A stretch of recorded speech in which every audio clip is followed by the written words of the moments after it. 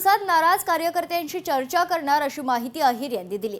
मुंबई वाचवण्याच्या लढ्यात आम्ही एकत्र लढू असं देखील सचिन अहिर म्हणतात। मुंबईकर भाजपाचा माज उतरवतील असा विश्वास देखील सचिन अहिर यांनी बोलवून दाखवलाय।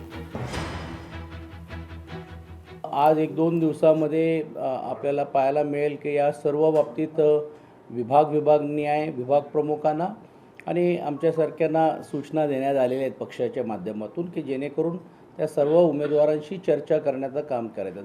आता काही कार्यकर्ते त्यांची अपेक्षा असेल, काही कार्यकर्त्यांना असं वाटते की बाबा आम्हाला ही उमेदवारी का मिळाली नाही, त्याचंही विश्लेषण त्यांच्याशी चर्चा करून सध्याच्या परिस्थितीमध्ये निवडून येणं हा मेरिट जरी असला त्याहीपेक्षा मुंबई वाचवणं हा मेरिट आहे आणि बदलत्या परिस्थितीनुसार मुंबईला वाचवण्याच्या या लढ्यासाठी आपण सर्वांनी एकत्रित राहिलं पाहिजे अशातली साध मला असं वाटते आम्ही घालण्याचं काम त्यांच्याबरोबर आम्ही करणार आहोत। तर जखम द्यायची आणि त्याच्यावरती मीठ चोळण्याचा हा प्रकार आहे। पहिला भारतीय जनता पार्टीच्या लोकांना ज्यावेळी विचारलं की मुंबईचा महापौर कोण होणार, हिंदू होणार, ज्यावेळी ही टीका झाली त्यावेळी मात्र हा मुंबईचा महापौर हा मराठी होईल हे त्यांना सांगावं लागलं। म्हणजे मनात एक आहेत आणि तोंडात एक वेगळं, आणि ह्यांची ही माज मतदार निश्चितपणे या निवडणुकीमध्ये उतरल्याशिवाय राहणार नाही।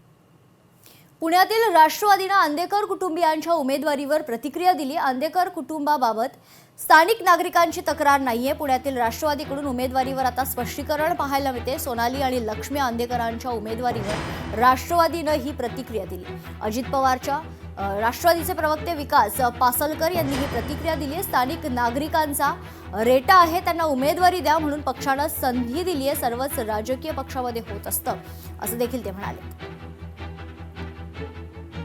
5-5, 10-10 वर्ष नगरसेवक त्या कुटुंबामधील महिला असताना कुठल्याही प्रकारे कुठल्याही स्थानिक स्तरावरती कुठलाही कधीही चुकीचा प्रकार घडलेला नाही आणि त्यामुळे लोक त्यांना निवडून देतात। स्थानिक स्वराज्य संस्थांचा मतदार हा अत्यंत सुज्ञ आणि जागरूक असतो।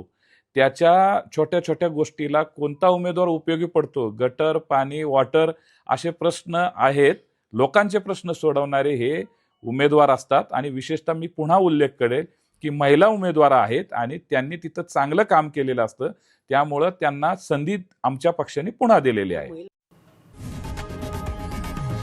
लोकशाही मराठी ऐका, पहा, जागरूक रहा।